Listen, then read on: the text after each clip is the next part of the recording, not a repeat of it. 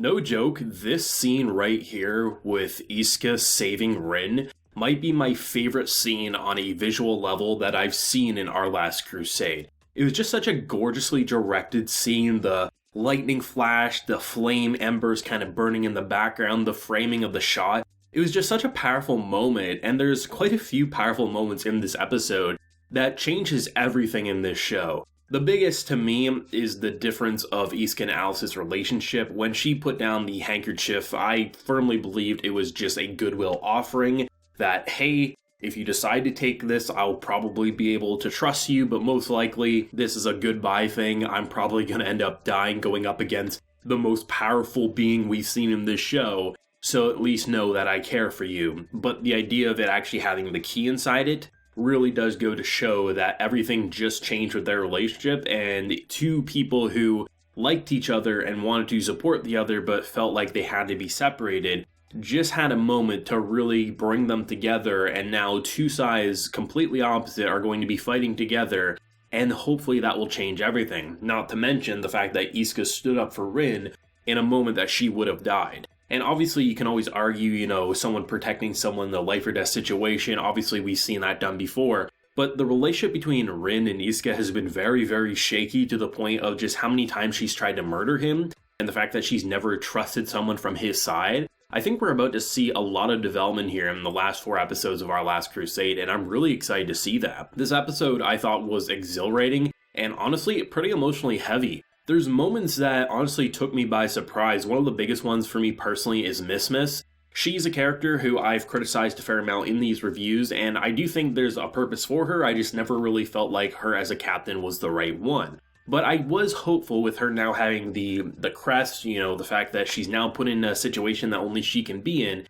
There's room for development, and we got our first taste of that. It's not anything crazy, but it is a good sign for what's to come, or at least so I hope. Her taking the role of being the distraction, where Jin, the obvious choice, the strong warrior, kind of being the martyr, you feel like there's a good chance he could die, but at the same time, out of the 3, who would you want to trust in a fight? It's gotta be Jin if Isuka's not around. Hell, even if he is around, sometimes I feel like Jin might be the best warrior in the group. But her taking up the role of being the distraction because she looks like she's one of the witches that escaped was a good way that I thought was going to be like, oh, what's probably going to happen is because she now has this magic. We've seen a very brief taste of that when she tried to protect Isuka before he got kidnapped by Alice and Rin. I thought what was going to happen was she was going to unlock her super move and she was going to blast everyone away. And I would have been okay with it, but I wouldn't have been blown away with it, because that's kind of what you typically expect, the random power-up, she doesn't know what's happening, it's a life or death situation. But instead, she almost just got killed. If it wasn't for Jin as well as the other protecting her, she would have died.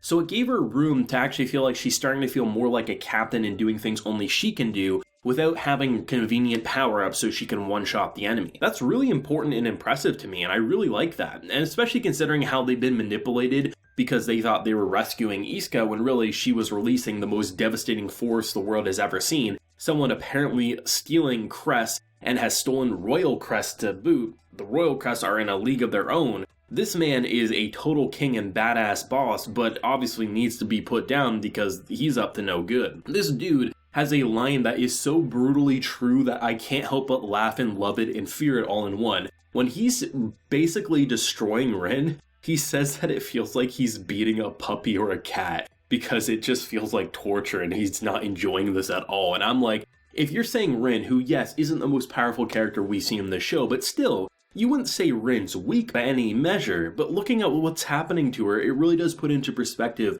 his power level. While I do think Isuka would be able to hold his own, especially considering he was able to slash an attack that honestly no one should have been able to see, I don't think Isuka is going to be able to easily deal with it. I mean, he struggled going up against Alice, and I mean, even with Alice and Isuka working together, it's not a guaranteed win. And that's an important part you got to recommend and kind of like appreciate about this show when you're saying, hey, here's a good example of why this show isn't just an overpowered character and a dense, big-titted female character, and that's all the show is, where people may look at that at surface level, because you got the almost Kirito design, you got the kind of lewd-ish fan servicey type character design when it comes to Alice, but both of these characters I think are having some great development and really fleshing out to where I was hoping I'd see them go. It was a bit of a rocky road to get to this point because there was a couple of moments where you kind of thought, was this actually going to reach a point where You really felt like both characters were going to be fleshed out and developed after kind of like switching around the formula quite a bit. But honestly, after watching 2/3 of this anime, I can say, yeah, this is reaching where I wanted it to go. Originally, I had to reshape what I thought the show was going to be to enjoy it, what it was presenting. But now it feels like it's going back to where I wanted it to be after watching episode 1 and being blown away from it. So hopefully this is a good indication of what's to come going forward. This episode had action, this episode had drama, this episode has some great development.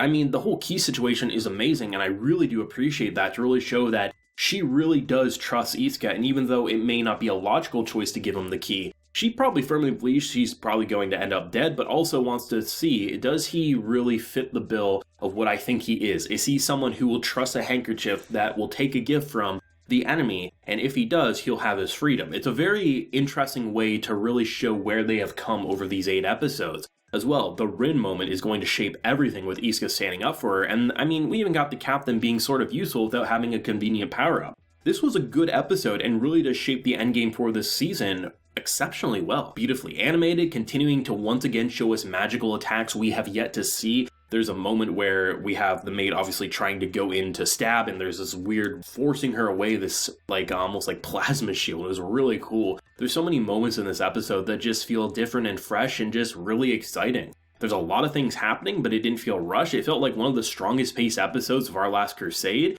and I might go as far to say it's my personal favorite episode of Our Last Crusade. It's really, really good. And I think we're getting into some amazing territory, especially considering that if the Queen's going to end up dead, which, truth be told, I don't think would be the worst thing ever. It might actually lead to a prosperity of nice peace and freedom if Isuka and Alice can, take the throne. But then again, there's a lot of people fighting for the throne, so Alice may not get first dibs. So maybe the Queen does need to stick around a little bit before she does end up dead, because we do need Alice to ascend the throne. It's very hard to say, but this was a great, great episode. Well, I wouldn't go as far to say it was perfect. There's obviously room for improvement, some pacing and some things like, maybe we didn't need to see as many of the guards, chasing down our characters. We could have maybe fleshed out a bit more of the dialogue between Alice and Isuka, or even the fight at the end. There's some things you could stretch out and maybe even condense, but overall, I think this is a great example of what I want Our Last Crusade to be, and what I really thought it could be after watching episode 1. Honestly, without a doubt, this is one of the more visually striking shows of the fall 2020 season.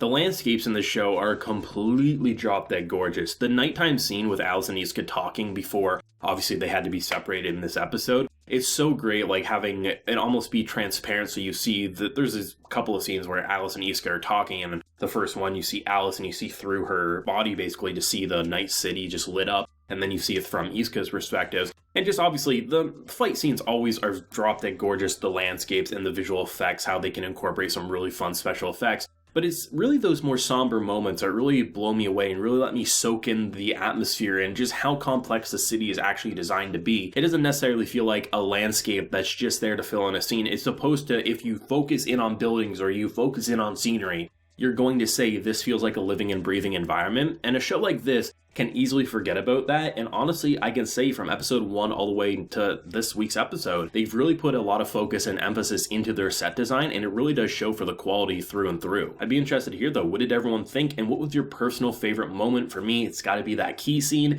It really does show where their relationship has gone, but of course, let me know whatever you're feeling. If you enjoyed the video, be sure to leave a like to show your support, and hit that subscribe button if you happen to be new around here. So until next time, everyone, please take care, and have a good one.